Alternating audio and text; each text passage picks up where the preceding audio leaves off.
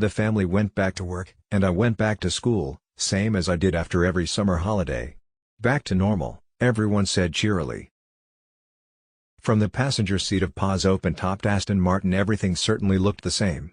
Ludgrove School, nestled in the emerald Berkshire countryside, looked as ever like a country church. Come to think of it, the school motto was from Ecclesiastes, "Whatsoever thy hand findeth to do, do it with thy might." Then again, not many country churches could boast 200 acres of woodland and meadows, sports fields and tennis courts, science labs and chapels, plus a well-stocked library. If you wanted to find me in September 1997, the library would have been the last place to look. Better to check the woods. Or the sports fields. I was always trying to keep moving, keep busy.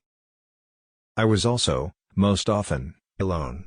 I liked people, I was gregarious by nature, but just then I didn't want anyone too close. I needed space.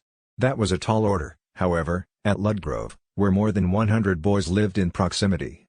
We ate together, bathed together, slept together, sometimes 10 to a room.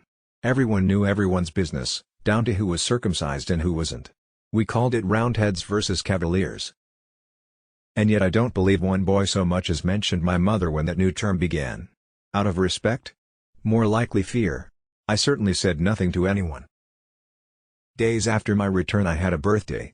September 15, 1997. I turned 13. By long-standing Ludgrove tradition there would be a cake, sorbet, and I was allowed to choose 2 flavors. I chose blackcurrant and mango. Mummy's favorite.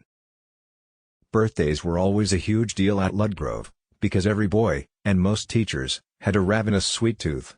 There was often a violent struggle for the seat next to the birthday boy, that's where you'd be assured of the first and biggest slice.